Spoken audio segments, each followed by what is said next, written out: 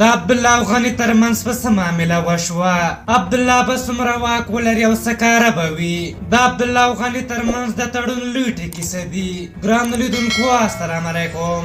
د عبدالله او د ولسمشر غني ترمنځ د سیاسي جوړجاړي په دې هوکړه کې لومړنی شرط دا دی چې د مصالحې تر عالي شورا وړاندې به د دولت عالي شورا رامنځته کیږي او هر غړی به یې له ځانګړي پروتوکول څخه برخمن وي او ولسمشر ته به سیاسي مشورې ورکوي. ورپسې به د عبدالله په مشرۍ د مصالحې شورا رامنځته کیږي چې 15 مرستیالان به ولري او د عبدالله له 2 مرستیالانو پرته به ټول مرستیالان د ولسمشر لخوا معرفي کیږي. د دې شورا دفتر به سپیدار ماڼۍ وي، د سولې پروسه به مخته وړي او ټولې مقررۍ به پکې د عبدالله په خوښه وي، خو پرېکړې به یې د ولسمشر لخوا تاییدیږي. په دې هوکړه کې راغلي چې عبدالله به د مصالحې شورا د مشر په توګه د حکومت 2م کس وي او هم دومره پروتوکول به ورکول کیږي او دا شورا به خپلواک بودیجوي واحد وي او پیسې به د افغانستان دولت ورکوي، خو له نړیوالو هم مرستې اخیستلی شي.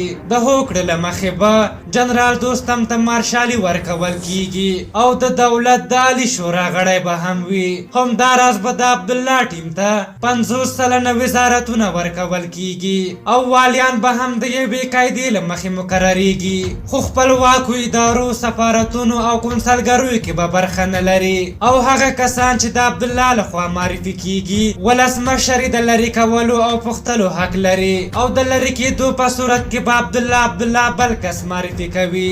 دغه تړون نهایي شوی او ژر به د منځګړو په حضور کې لاسلیک شي او نړیوال بنسټونه به هم د ناظرینو په توګه د دغه تړون د لاسلیک په مراسمو کې حضور ولري.